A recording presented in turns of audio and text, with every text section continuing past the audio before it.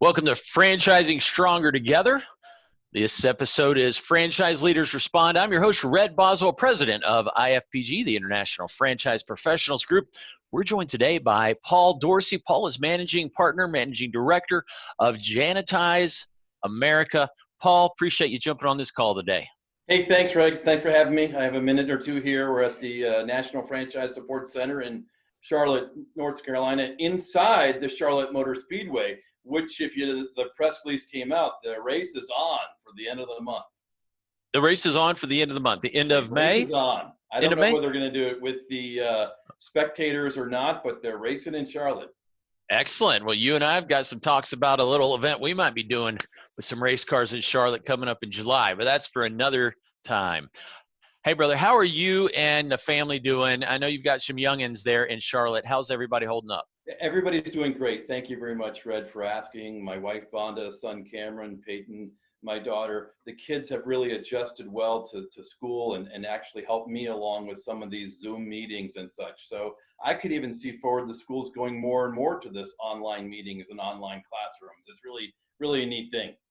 It really is. And I think the kids don't realize that normal homeschooling ain't quite as easy as they're experiencing today. Mine are all like, oh, we don't ever want to go back. But yeah, you get into the real homeschooling, you're not going to have quite as easy a go as they're seeing right now in this They have a pretty strict schedule. They're up at 8 o'clock. They're on the webinar, the Zoom. They got the 8 to 9 with the English class, the 9 to 10 with science, 10 to 12 with math, and 12 to 1 with Spanish or their elective. And then there's even the gym coach does a little exercise program and stuff. So they got a good regiment at the Pine Lake Prep. Buddy, you sure do. Mine, I think, are on Xbox by 8:45, in the morning. Just like Fortnite. Oh my gosh, they get their homework done or whatever you call it in about 10 minutes. All right, so back on task. Thanks. Look forward to meeting your crew, by the way. You and I talk plenty, but I haven't got to meet your family. Hey, so Jantize America, help us understand, put in perspective, who are you, size of the organization, scope, give us the lowdown. So Jantize America, I sell and support area developers, also known as master franchises. Some call them regional directors or whatever. Those guys buy major territories, big cities, say football cities. They have two primary roles. First, to sell and support the local unit franchisees, and of course, new business development or customers for those unit franchisees to service.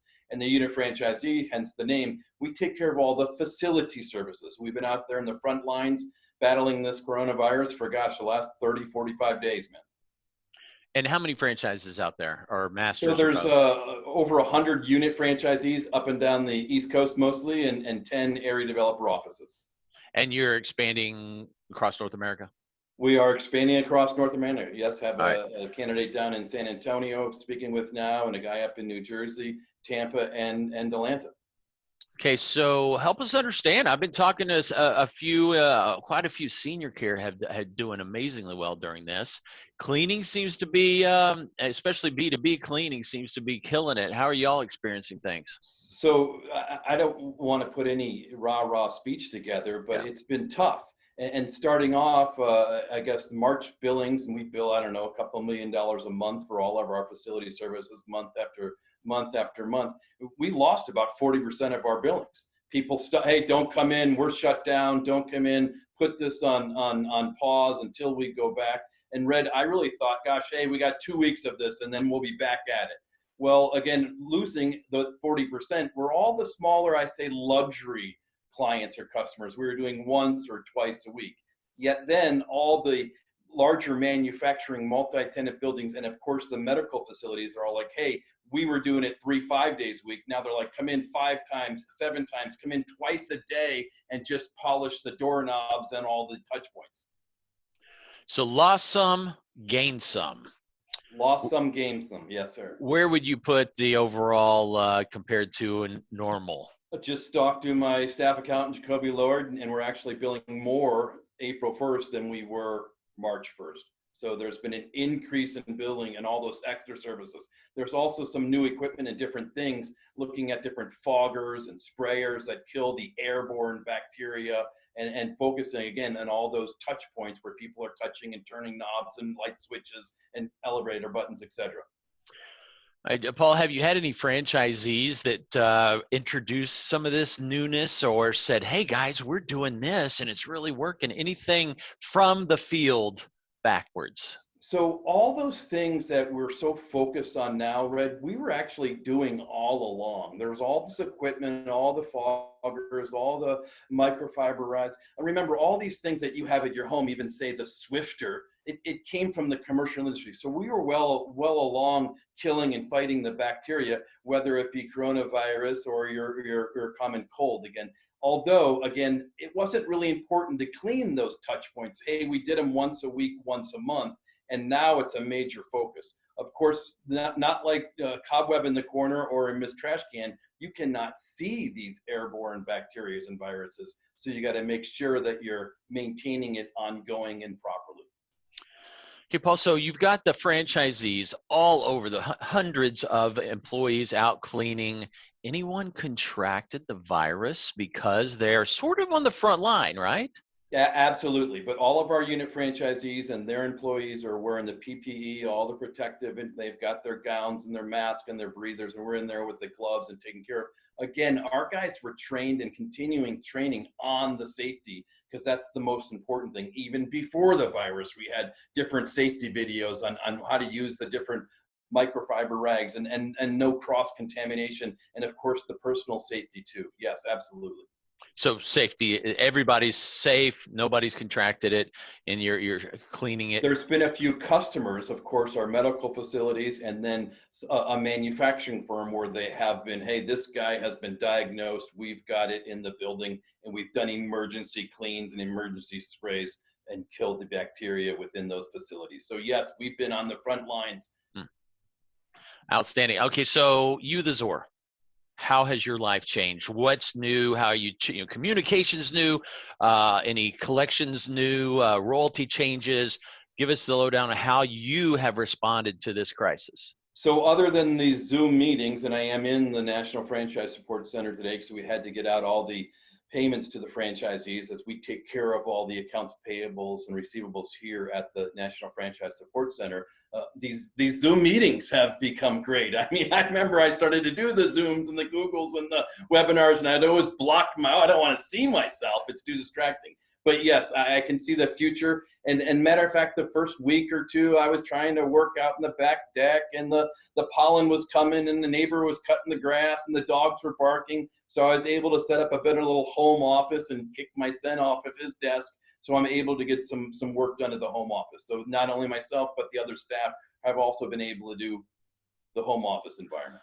Well, and I imagine too, the royalty stream, when franchisee royalties go down, or when franchisee business go down, royalties, just by the nature of it, also go down. So you haven't, and in your case, they really maybe dipped a bit, but now they're back up as good as ever. You didn't need to do any deferment of royalties. You didn't have to forgive royalties. You didn't have to change anything, right? I mean, you just business as usual on that side. Business as usual is that side, absolutely. Nice. Okay. The good thing, Red, the only part there is we had a lot of customers who would still be sending in checks or doing check online, and we've transferred those customers, which I've been trying over the past years. Let's get everybody onto HCH or an ETF so the payment is here and done, and we can pay those unit franchisees out in the field faster. And that's yes, happening now. As they're not in the office, they're able to finally make the move to online, to the 20th century. Absolutely. Yes. The 20th century is here. Okay. How about the franchise development? Let's talk that. The folks that were in process, in the pipeline, in discovery, say when this all, exploded, what has happened with them? So almost like a 60-40 ratio. 60% of the people kind of pumped the brakes and said, whoa, I don't want to go out. I don't want to meet anybody. I don't want to go see this building and that building, nor come in for the basic training. So, but the other 40% of unit franchisees, we've had an increase of unit franchisees coming on. Those husband and wife teams, and the husband's no longer working or at his daytime job, so he's able to take care of those facilities in the evenings. Have you seen a change in the quality, maybe the risk tolerance level of the new franchise pipeline? Absolutely. So again, the The typical unit franchisees for Jantize America are husband and wife teams, ex-military guys. Yes, sir. No, ma'am. I'll take care of that right away. And those guys, had $10,000, $15,000 to invest. And now we're seeing a little more uptick on these executive level type guys who see the value even in a unit franchisees taking care of all those facility services. I mean, we have some unit franchisees billing out 40, 50, 60. There's one guy up in Raleigh does $75,000 a month and has 20 employees working for him. So there's everything in between. You mentioned the 15 to 20,000 maybe they have to invest. What is your investment range? Unit franchisees have a number of different levels or packages because in a nutshell, I don't want to go over a whole IFPG webinar right now. There's 9 sources of reoccurring revenue, but in a nutshell, the unit franchisees are paying my area developers an upfront commission for X amount of business. Put down $10,000 along with training and support, you're going to get $3,000 worth of customers guaranteed. You put down $20,000, you're going to get, I think it's $8,000 worth of customers guaranteed. And if we don't fulfill those guarantees, we give the unit franchisee their money back. And then the master licensees, which is more what you're focused on at corporate, is that a 6-figure investment? So the area developers typically buy a major football city. The franchise fee is $75,000. They probably need another $40,000, $50,000 to get a small office space, hire the sales guys, and get out there to do the marketing. So they're all in, franchise fee included, for $125,000, $130,000. Nice. All right. So every level of your investment is on the lower end of the spectrum for franchising. And yet you've got really an unlimited opportunity there. Okay. Good to note. So what about the financing of the franchise? Has that in these last couple months changed at all for your buyers? You know what, it has, and I'm working with a guy down in Phoenix right now. There's been some financing. Everybody's going through the PPP, the payroll protection and the SBA, and I see all these LinkedIn posts about how it's going to be so easy to get the money and things like that. But they still need to have a good credit score and all those basic things. Again, some of the banks too have lent out X amount of dollars for the PPP program. So there is, again, some financing. But again, like you mentioned too, it's a low initial investment, and certainly the guy should have that liquid capital. What about conversions? This is a shakeup in a lot of industries. Are you seeing a shakeup in the commercial cleaning field where maybe the mom and pops are reaching out to you, or maybe you've got a team reaching out to them? How's that look? So we have always had the conversions, and sometimes the conversions, there's a conversion specialist on the team.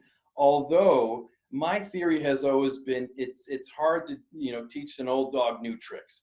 And some of the mom and pops or smaller janitorial companies don't really understand the big picture of franchising and how we're all in the team together, sharing in the expenses and also sharing in the profits. So sometimes those small mom and pops think their business is worth far more than it's really worth, and there you have a discord. And then they seem to know it all. They've had Paul's Janitorial or Red's Janitorial, and they've done this and that for 10 years. So they don't want to follow our step-by-step procedures outlined for their success.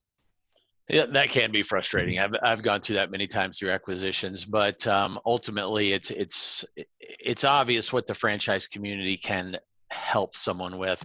I mean, this whole series started out as with a little hashtag associated to it, Franchising Stronger Together, but we've decided that's really what this is all about. So we changed the whole title of this series to Franchising Stronger Together, because we're all giving back, sharing best practices, sharing technologies we use, sharing ideas for, in some cases, royalty deferment or royalty forgiveness and how they've gone about that. We've seen over and over new technologies that most Zors never even heard of. Maybe one Zor's discovered, and because of this series, they've been able to share it. So, need a little jingo or something. Franchise better together. Franchise better together. I'll leave that one up to you, brother. Let's record this later today. I've got my tambourine around here. What about any other advice? You're a seasoned franchise veteran, man. We've had some great conversations around entrepreneurship and franchise development. Any other insights you would have for franchisors out there, or maybe just an encouraging story of triumph from someone in the field? What can you share? So again, my theory has always been just keep pounding, keep pounding, keep pounding. Don't give up, never give up. And certainly there's been a huge setback in a lot of my friendly other industries that I know, a lot of great franchisors. But this is all going to get better. It sure maybe 3 weeks, maybe 4 weeks, maybe at the end of the summer. But don't give up. Keep pounding and keep going forward. You're an encourager, my friend. Thank you, Paul Dorsey, managing partner of Jantize America. Appreciate you joining Red Boswell and IFPG as we discuss franchising stronger together and how you've responded to this crisis. Thank you again, my friend. Thanks, Red. Stay safe. Stay safe.